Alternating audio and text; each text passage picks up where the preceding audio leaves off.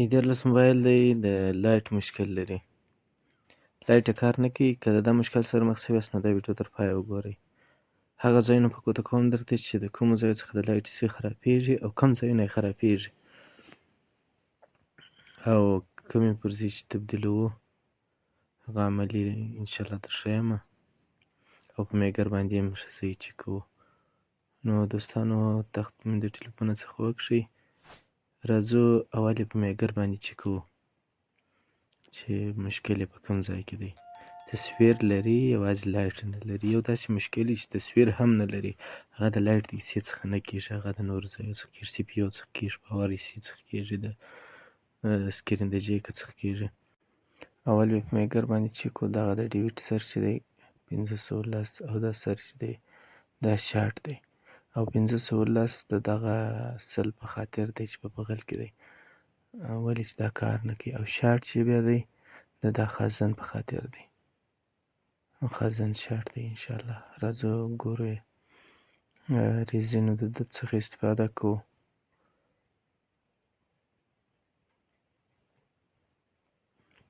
ریزین دود ورکړمه چې هغه شارټ ځای مشخصه معلوم شي. دا بهترینه طریقه ده د شارټ ځای دپاره. د ریزینو دود ډېر ښه کار کوي.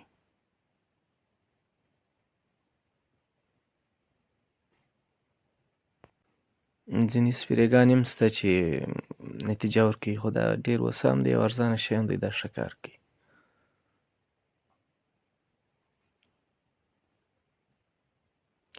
راځو تقریبا 3 یا 3.5 ولټه برق ورکوو دا ځای ته. ګوره دا خازن ګرم سو، دغه ځای کې کښتېده دا خازن کې. یو ځل بیا امتحان کوو. ګوره دغه دود چې کوي دا خازن شارټ سوی و.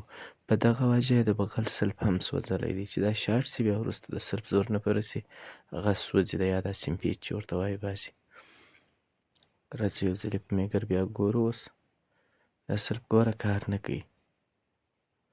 دا باید دا دواړه سرونه یې سره وصل وي د دې سلف ته او یو سر یې د ډیویډ پر هغه بل سر باندې وصل دی، پر دا سر باندې. ګوره دلته باید 3.5 څخه تر 400 پورې دغه اندازه وي، 304 خو هلته اوس دغه اندازه ده. د سلف دا دوه سره نه دي سره وصل. دا هم په دا وجه سوځېدلی چې دا خازن شارټ دی. راځو دا خازن ورته تبدیلوو. په دغه اندازه باندې خازن باید ورته تبدیل شي. که کوچنی وي بیا یې طاقت نه لري، ولې دلته کله کله ولټاژ ډېر وي، تقریبا تر 24 ولټه پورې ولټ شته دلته، کله کله 20 وي. اما دا باید په دغه اندازه باندې وي، کوچنی نه وي مثلا. بیا د خازن اندازه چې معلومېږي ځینې شیان شته خو نه کوي تکلیف یې د خازن اندازه معلومول. راځو خازن ورته تبدیلوو.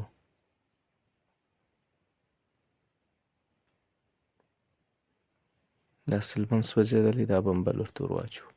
خو دلته پوښتنه دا ده چې سلف باید څه رقم سلف انتخاب کړو ورته. سلفونه پر څو رقمه دي خو اکثره یې کار نه ورته کوي ځکه چې نوړه یې لږ وي پکښې. یو دغه تور سلفونه دي دا هم کار نه کوي د لایټ حیثیت ته، هم یې نوړه لږ وي، دغه اکثریت کار نه کوي. د دو څخه استفاده مه کوئ. نوړه لایټ راوړي خو نوړه یې ډېره کمه وي. او یو دغه بل ماډل سلفونه دي، زه به یې در ښکاره کړمه. دغه بوک سلفونه ورته وایي یا بوک کویل چې ورته وایي، دا هم سیم پیچ دی. دا بیا د ور اچولو په وخت کې اکثره وخت یې سیم وسوځېږي، څه نازک جوړ دي. د دوی نوړه هم لږ وي، یو دانه دانه بیا سم پکښې کار ورته کوي چې ښه صحیح ځای ته. که په هیټ ګن ورولوېږي لا ښه کار کوي او په لیټر او نورو شیانو باندې بیا د دود او بهترینه کار چې کوي دغه سلفونه دي. د لایټ حیثیې دپاره دا بهترینه سلفونه دي او ښه کار کوي. نو راځه د دغه سلفه څخه استفاده کوو د لایټ حیثیې دپاره او په اکثره زړو تختو کې چې شته دا ټوله کار ورته کوي، و چې پر دغه اندازه وي، کوچني نه وي تر دغه. او د سلف د رااخیستو په وخت کې احتیاط کوئ چې ډېر کښېکښلی نه شي چې مشکل ورته پیدا شي. ښه په احتیاط سره یې راپورته کړئ.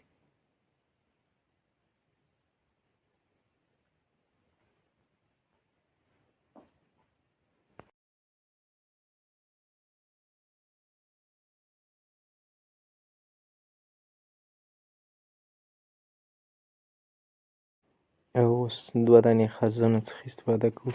خازن د دې دپاره دی چې دغه د برق چټکې وګرځوي. دی داسې خاصیت لري چې په ځان کې برق فوري ذخیره کوي او بیرته د ضرورت په وخت کې برق یې خارجېږي. نو خازنونه باید دواړه پر ځای باندې وي، یو هم کار کوي خو دوه یې بهتره دي.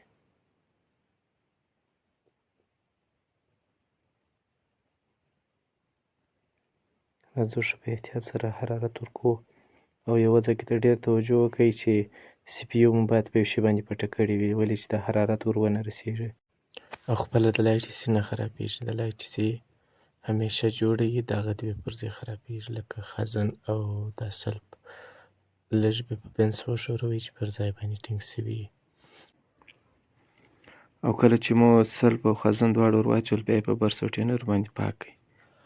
او دغه د سلب او خازن ور اچول یا د ایسي ور اچول په هیټ ګن باندې ښه هوسا کېږي، خو پر دغسې ځایو باندې زما لیټر پر خوښ دی، په دې وجه لیټر لږ منطقه ګرموي، حرارت یې شاوخوا ډېر نه پاشل کېږي، او هیټ ګن چې دی هغه ډېره منطقه ګرموي، نو کیدای شي نور ځای ته تاوان ورسوي.